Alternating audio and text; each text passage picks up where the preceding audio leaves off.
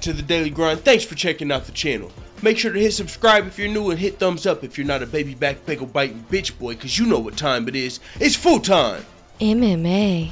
Before one of you baby back bagel biters starts to type your comment, "Oh my god, full time, why are you doing another video on Colby Covington? I really think you're starting to cover too much Colby Covington." stop and ask yourself, why did you click on another Colby Covington video? And if the answer to that is because I just click every one of your videos, well, hey, I appreciate it. But still, you need to probably tone down on the Colby Covington videos if it's starting to bother you that fucking much, because I'm going to be covering a lot of Colby Covington. This dude is, I can't wait to see his next fight. I'm telling you, even though people don't feel like he deserves the title shot with Tyron Woodley, I would easily argue that point. He deserves it in more than one way. Not only is he the #3 ranked welterweight currently in the world, just beat Damian Maia, he's also made people want to see the fight. Whether you want to see Colby Covington get his ass whooped or you're just a fan of the entertaining antics, you want to see this guy fight. And also, another case for Colby Covington's title shot would be, who the fuck else is there? The #1, #2, #3, #5 ranked contenders, who are they? They're already booked, or they're coming off of losses, or they've already fought Tyron Woodley in Wonderboy's case. So Colby Covington's the only guy that makes sense. And for Tyron Woodley to be coming out picking a fight with Nate Diaz, that's another video I gotta get to. He said being scared runs in the Diaz brothers bloodline. Ooh, that's a cold dish. Yo, I gotta cover that.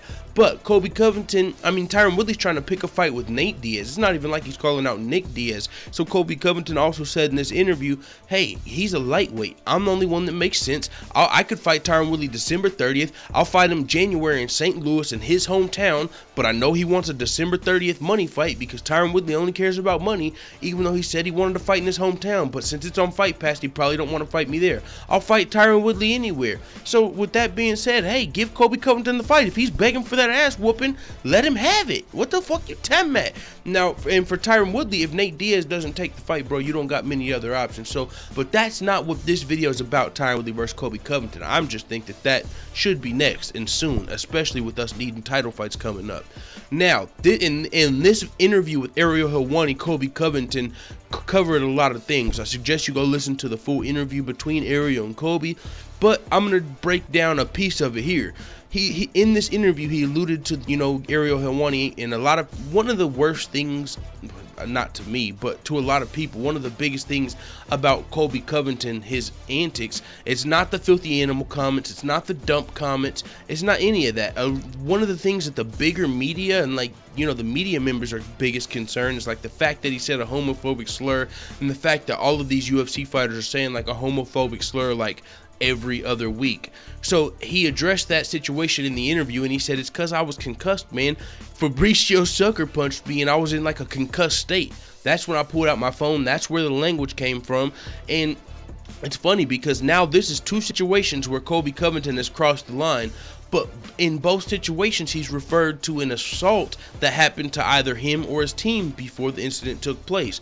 In Sao Paulo, Brazil, when he grabbed the mic and said, "Oh, this place is a dump, all you filthy animals," he said what led up to that was the fact that his coaches and himself and his team had been assaulted. They were throwing hot dogs and beers and spitting at him on the way to the fight. So he said that triggered me, and that's where it came from. Here, he said, I got punched in the face out of nowhere, so I was kind of concussed, and that's when I pulled out my phone just in case I got assaulted again. He said it was Fabricio Werdum and Rafael Cordeiro. He said, I don't understand why they were trying to jump me. I would have laid Rafael Cordeiro's ass out. I was like, yo, Colby Covington with the low-key bombs in the interview. Damn, that's going to piss some more people off. But he said they were trying to jump me, so I pulled my phone out, and we all saw the video. It didn't look like there was really anybody trying to jump Colby Covington. That from what I saw with Fabricio didn't need no goddamn help for Colby Covington. But in Colby's defense, that's his argument. He said, hey, there was two of them, one of me, so I'm not about to try and get in a fight with this big ass dude because I might get jumped. So I'm trying to de-escalate the situation because we're not street thugs. We're professional fighters. If you want to fight me or see me fight, pay $59.99 whenever I'm on a pay-per-view or tune in and watch me fight, but we are not street thugs. He repeated the fact. And he said, so, and then the dude hits me with a boomerang, and all you guys that think a boomerang is just a toy, it's actually a deadly weapon. They hunt kangaroos with those things. So he assaulted him with a deadly weapon, or he's saying he did assault me with a deadly weapon. And Ariel Helwani asked him, okay, so now about pressing charges though, did you have to do that? Did the UFC make you press charges?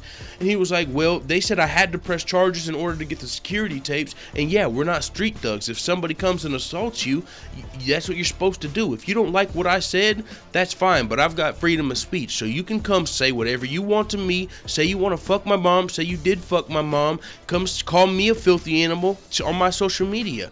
It doesn't matter. It doesn't cross the line until you get in my personal space or you hit me. He's got a very fucking good point there. Why don't you think you're mad that, if you're mad that Colby Covington said, oh, you filthy animal, I mean, he's getting words hurled at him as well. People are probably calling him white trash. People are probably calling him but people are probably calling him faggot. And that's another thing he said.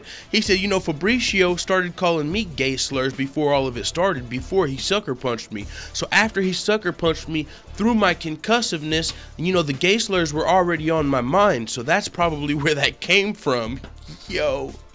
Oh, Colby Covington with the interview. Yo, I suggest you go listen to the full interview. He also talked a little more about Tyron Woodley and stuff. I'm sure there's something I didn't cover in this video. I'll probably see it in an article later on through the week that I'll cover from this same interview. But with that being said, the main point I wanted to bring to you guys in this video was the fact that Colby Covington is saying that the gay slur, he's apologizing for the gay slur and blaming it on Fabricio Werdum's sucker punch, and the fact that Fabricio had said gay slurs to him before, so that's why it was on his mind. So then he got punched and he got concussed and it was on his mind, so it just came out. So Colby Covington's got a pretty good excuse for this shit. I'm sure a lot of you probably aren't gonna buy it. I'm not saying that I 100% buy it. I don't think Fabricio's account of the story or Colby's were the truth. That's probably gonna come through the fucking legal proceedings that are coming. That's one last thing that Colby I do want to touch on in this video. Is he said, hey Fabricio,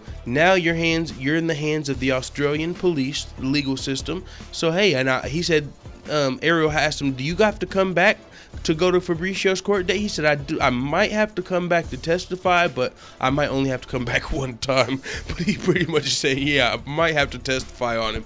With that being said, oh, it is what it is. I got my daily dose of entertainment, but the MMA hour is still on, so look forward to some more breaking news. And by the way, shout outs real quick. I got to give a big shout out to High Roller Radio for that dope ass interview.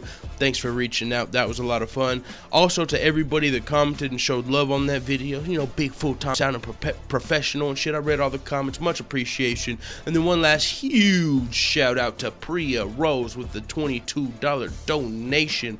Much appreciated. I seen that you said something as well wishes in regards to that interview I did, and you also offered your help with those video clips. Hey, that would be amazing. I don't like asking people for things, but maybe once I get bigger, if we can get more people, because I don't want to just task one person with that shit. I'm telling you, just starting to myself, I realized how much work it's gonna be for every fighter making those clips. So once we have more people willing to help, or something, maybe I'll definitely keep you in mind and you can help me with that. But yeah, so right now, thanks for the offer, but you don't have to do that. But with that being said, it is what it is. Thanks for the donation. Thanks for the well wishes, everybody. Let the full-time family know what the fuck you tell me in the comments. I'm out.